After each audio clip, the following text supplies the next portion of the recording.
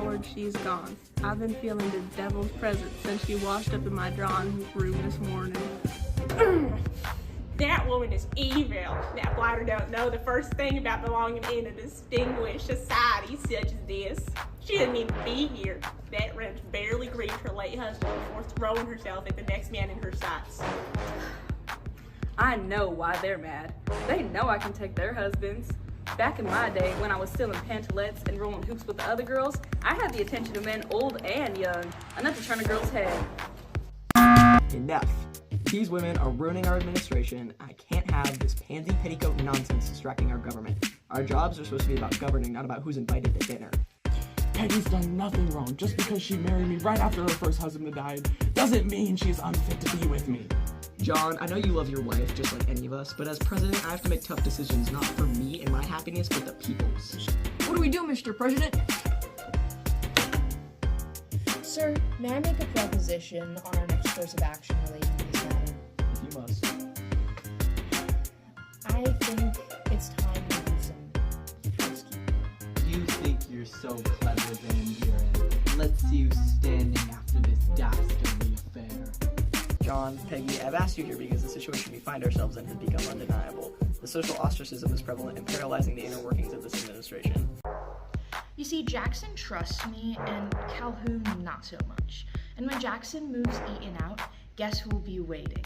That's right, I'm playing the long game, and none of them are privy to it even a bit. Except maybe that slimy southern snake Calhoun, but it doesn't matter what he thinks, because he has about as much influence as a slave in the 1780s.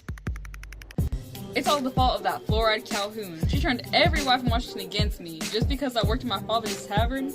A tavern wench in the cabinet? Wasn't it scullery maids in Congress? Mr. President, we've known each other since I was a lonely senator of Tennessee.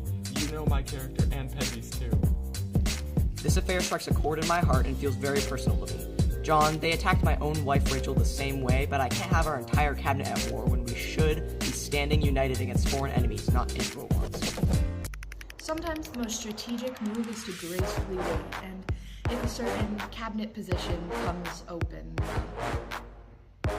As the White House hostess and the president's niece, I cannot and will not listen to that woman. Not even Uncle Andrew can force me to change my mind.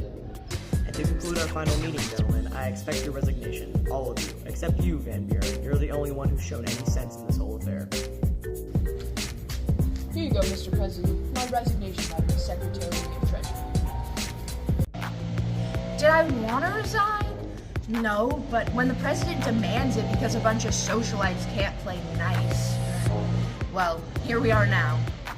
It's my resignation. At least you have the dignity to deliver it in person. 25 years in North Carolina politics, and my position is undone by a tavern keeper's daughter. History won't be kind to any of us. Here's my resignation letter as Attorney General, Mr. President. The president thinks that we're resigning over Peggy Eaton. This is about the principle of the matter, and perhaps a little bit about Calhoun, but mostly about the principle. Sometimes the best strategy is to let your enemies destroy themselves. Though I must say, I never expected a social scandal to achieve what political maneuvering couldn't. You've served this administration. That'll be all. These men think that they can bring down my administration with some petticoat affair. I've survived duels, assassination attempts, and the British Army. I think I can survive this too, and Van Buren, at least he understands loyalty.